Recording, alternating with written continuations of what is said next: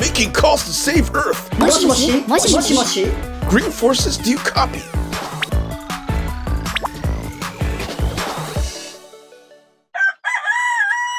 Hey, wake up! Money. Growing from trees. Jeez. I guess cash rules everything around Miss Ice Cream here. She has to wake up though. Today, we're gonna go meet Tommy and Susan, the climate investors that host this show. Money. Growing. Their friend Shuo is also coming too. He's an entrepreneur in the US and also a partner at Lowercarbon Capital. Sweet! That sounds like fun. Let's go find out what investors will think about climate tech. Come on, let's go. It's in-person moshi time. Huh? Oh, hey guys. Good morning. Do you believe some climate tech companies will be as valuable as Tesla in 5 or 7 or 10 years? I'm not talking about a billion, but it's about 10 billion or $100 billion company. Yes or no? Ding dong! Okay, so what kind of company? Tesla makes cars, and cars as a mature market is incredibly competitive. I mean, Yes. especially in Japan, you have your Toyotas and Hondas, and you have GM, and you have Fords. In energy, one could argue it's a much wide open space, and there's opportunities for, the next like Standard Oil to form or something in the next decade. That's going to be a massive, triple-digit billion-dollar company potentially. Okay, Tommy? I'm going to go with energy production, clean energy production, and the kind of two areas that come to mind are, one, if we have some breakthrough in fusion, there's a huge opportunity there to build a big company. And the other one, a more specific one, is Fervo Energy, which uses geothermal Yes. to produce 24/7 clean baseline energy. I think that's a winner. Sounds interesting. Susan? I think we're going to see Teslas in every single category Answer. across the board. Wow. And unlike Tesla, they're actually going to book revenue. We're going to see the new Standard Oil, we're going to see the new Kraft, we're going to see the new waste management, Yeah. we're going to see the new Warehouser. Everything that we're doing has to be reinvented. Yeah. And is due to be reinvented, and it's not only because climate change, but also because the technologies that the old generation of companies were built on are becoming obsolete. Which you think very promising. I think there's a really big opportunity to reinvent the waste industry by using process innovation to make logistics way cheaper and more efficient. Waste companies make a lot of their money by moving trash around rather than actually disposing of it, and we're running out of space for that. Do you believe there is anything that is overhyped in the climate tech space? Fantastic, interesting. Susan, you can go first. I mean, there's a lot that's overhyped. I'll say you look at what's happening in the public markets today, and one area that I'll call out is alt protein, which is unfortunate because I would love to see alt protein win and take off. As somebody that is a consumer of alt protein myself and an animal welfare person, I would love if we got away from factory farming. But the reality is there's tons and tons of tech innovation that's actually happening in the worst pits of factory farming, and so you have to compete with that as well as catch up consumer tastes. And there's a lot of funding, I think, that has maybe traded a little bit ahead of where consumer demand and where the market actually is. Super interesting. Tommy. Yeah, for me, I think the carbon sequestration market is overhyped. I think it's important to sequester carbon in kind of nature-based or direct air capture type solutions. But I think right now, the buyers aren't there and they're not showing up. And I think it's relying on these voluntary buyers. And it's just a little overhyped. Now it's your turn, Shuo. I think in a large way, everything is a little bit overhyped. In the last couple of years, we've seen a tremendous amount of capital flowing into climate, maybe 2x or 3x the number of dollars. But are we really saying that there's 2x or 3x more interesting companies in the early stage? And I think it points to a fundamental problem of we can't just use dollars as a measure of what's quality or not. We also have to be encouraging and mentoring the next generation of great founders so that they can actually create great businesses in climate. In the climate space, some services are software-centric, but there are a lot of startups with hardware component. So do you want to actively invest into the hardware-based solutions, or do you think software-centric service is more promising and likely to get a huge return? Ding dong.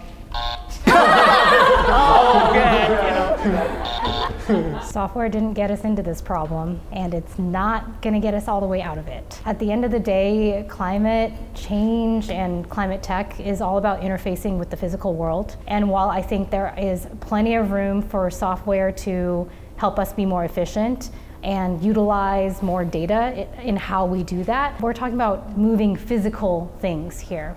It's atoms, not just bits type of business. So I think there's a lot of opportunities in hardware, and hardware isn't as scary and money losing as it was maybe 10 or 15 years ago. And also hardware and software have a lot of overlap, and they play really nicely together. Susan said it really, really well.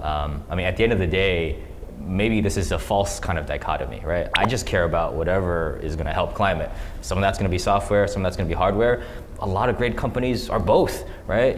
Sensor systems plus software guiding energy storage, software with DERs. There's going to be a lot of stuff that combines it all. Yeah, I think that's great.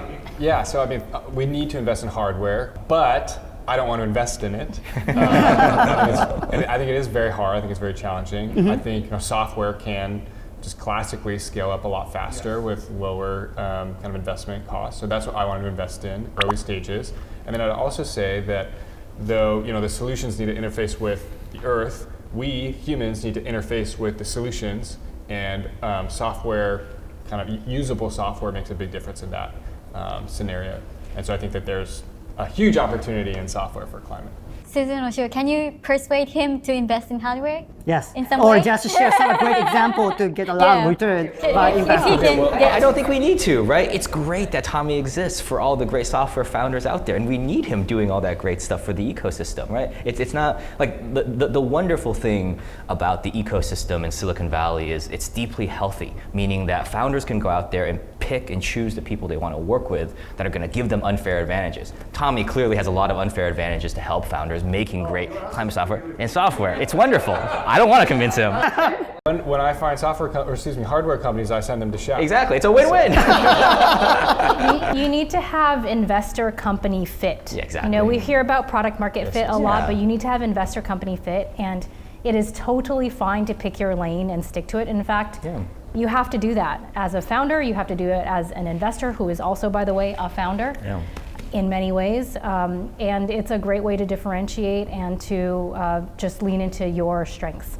And I have invested in hardware companies. Anyway. Anyway. So. Quick question for Shuo and Susan. Just share a great example of promising hardware company. Right on top of mine, since Shuo mentioned sensors, I invested in a company called Dryad.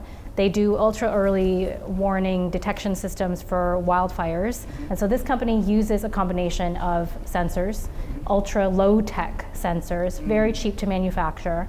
That's actual hardware, it's a physical object, with software that is a complex alert system that works with forest managers to be able to let their staff know when something's happening so they can get people in faster than the hours or days that it used to take using existing methods. Very impressive. Sure, give me one. Partner with this great company called Urban Machines. They're making a giant robot that can pull the nails and other kind of artifacts from used timber that they use to build houses. And then once they clean up the wood, that now very valuable wood can go back into a new building instead of rotting away and producing methane in some kind of landfill or something. Can you see a big business opportunities here? Absolutely. It's like a recycling business, right? Essentially, but you're taking a very valuable resource, and you have retailers who want aged, antique wood storefronts, but also just the ability to continually cycle and build out of a very rare resource, which is wood and trees. Thank you. Tommy, so just give me one very promising software company in your portfolio. One I would say is WaterPlan, which uses kind of Earth observation data from satellites to help companies understand the water catchments that they might use in their products. So like Coca-Cola or Danone, who use water as an input to the products we drink. So the software helps them understand the risk to their water availability and implement programs to kind of safeguard the water resources they have.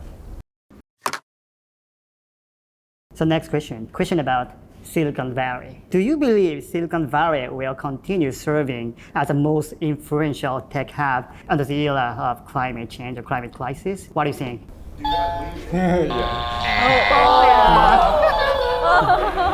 Sure, you live in San Francisco, the Bay Area, but you do not agree with it. So why? Silicon Valley, how special it is cool, but it also represents a failure of our civilization.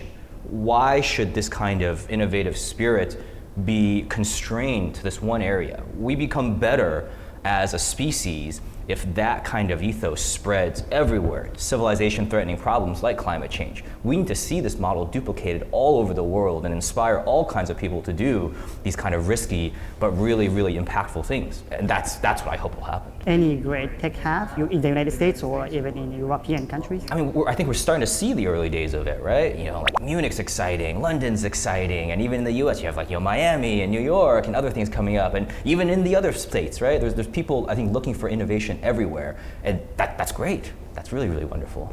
And Tommy, I know you love San Francisco so much, and what's the reason? I think realistically, Silicon Valley is a network where there's a lot of innovation, a lot of resources. The financial system, kind of the innovation funding system of venture capital is and has been focused there, and I think it will continue to attract people to that sort of central hub. And Susan? It's funny because all three of us are Silicon Valley rats. There's a saying actually that San Francisco is a great place to grow a company, but it's a terrible place to start a company. Yes. And so when you're starting a company and you need to be ultra efficient, either on whatever your day job is giving you or your seed funding, your pre-seed funding, whatever it is, it's not the best place to be able to attract talent. I also think the reality is we're just seeing companies that are not just in climate tech, but in all kinds of categories, across all the software categories from all over the world, all over the United States. I mean, MailChimp's from Atlanta, Atlassian's from Australia. And we can name dozens and dozens more, and I think that that's just a huge power for there to be a hub, a physical hub, but at the same time, COVID happened, people live in different places now, companies are getting started in different ways, and Silicon Valley will always be a thing, but so will many other places. If you have a chance to start your own company, what are you going to do? Or which category do you want to choose to start your own business from scratch?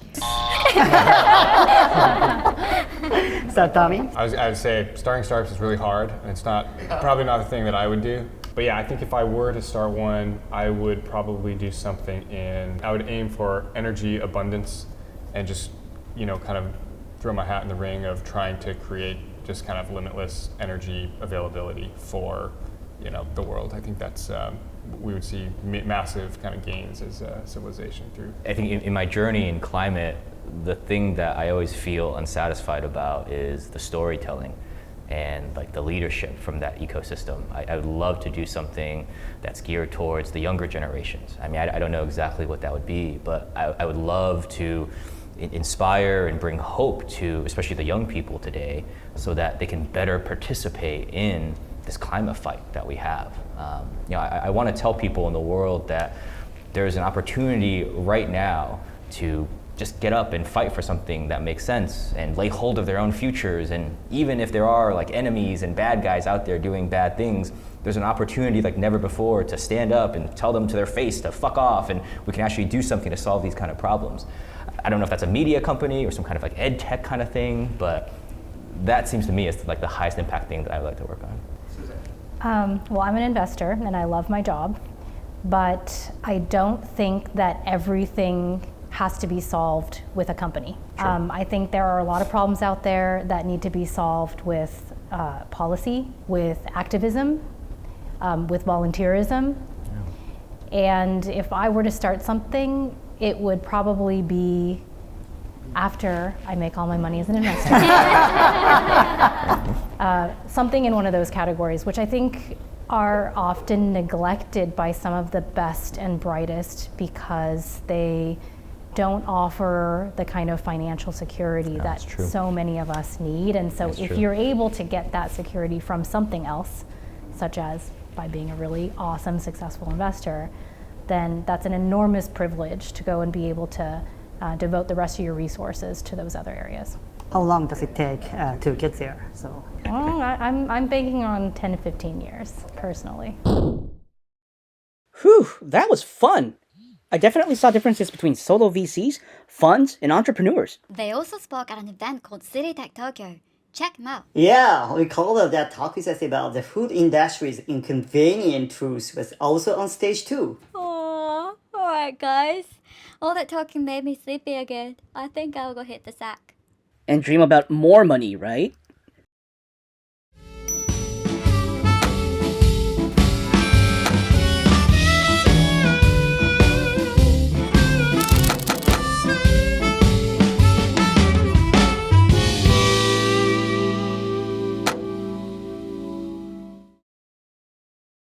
Moshi moshi, moshi moshi.